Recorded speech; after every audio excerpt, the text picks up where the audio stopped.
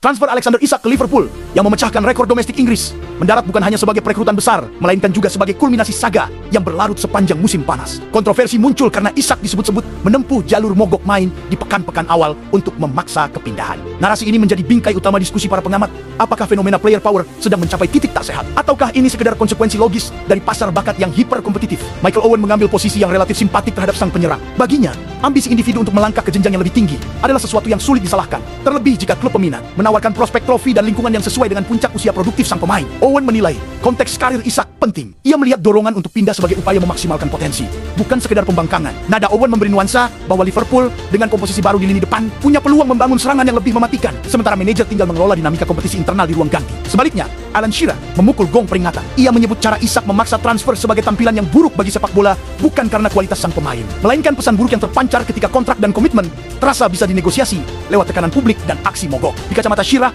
presiden seperti ini menggerus kepercayaan antar pemain, klub, dan supporter. Kritiknya tepat sasaran pada etos profesional. Jika ketidaksenangan pribadi sah dijadikan alat tawar utama, apa yang mencegah gelombang kasus serupa di masa depan? Ali McCoist dalam berbagai segmen Talksport juga mengeraskan nada, yaitu menilai Isak mengecewakan fans Newcastle dan menempuh jalan yang salah dalam menekan kepindahan. Perspektif McCoist menambah bobot argumen etis.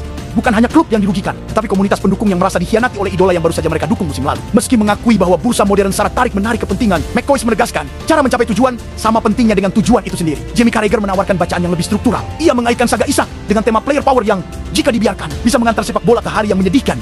Bukan karena pemain tak boleh bersuara, tetapi karena keseimbangan kuasa antara kontrak, komitmen, dan kehendak pribadi kian timpang. Pada saat yang sama, Carragher tetap memikirkan implikasi teknis untuk Liverpool. Siapa trio ideal di depan? Bagaimana memastikan Isak nyetel tanpa mengganggu harmoni? Dan apa kekhawatiran jangka pendek yang perlu ditangani agar investasi raksasa ini tak menjadi beban? Nada Carragher menunjukkan bahwa euforia transfer perlu dibarengi manajemen manusia yang rapi. Di luar debat moral, ada dimensi praktis yang ikut mewarnai reaksi publik, kebugaran, dan integrasi. Isak langsung bergabung dengan tim nasional Swedia sesaat setelah transfer, yang artinya proses pramusim ini terjadi di luar Kirkby. Staf medis dan kepelatihan Swedia serta Liverpool disebut berkoordinasi dengan garis besar rencana, membangun kebugaran bertahap, meminimalkan risiko beban akut, dan menerima bahwa adaptasi taktik ke pola Arne Slot akan berlangsung paralel dengan jeda internasional. Realitas ini menahan ekspektasi jangka pendek sekaligus menjadi pengingat bahwa kepindahan besar tidak otomatis berarti dampak instan di lapangan. Dirangkum, lanskap opini para komentator membelah kedua poros etos, dan Presiden Shearer, McCoist, dan sebagian argumen Carragher yang mengkritik cara Isak menuntaskan transfer, serta poros ambisi karier dan utilitas sepak bola Owen yang lebih permisif terhadap dorongan individu. Konsensus tipisnya, Liverpool telah memenangkan tanda tangan penyerang kelas atas. Tetapi PR sebenarnya baru dimulai,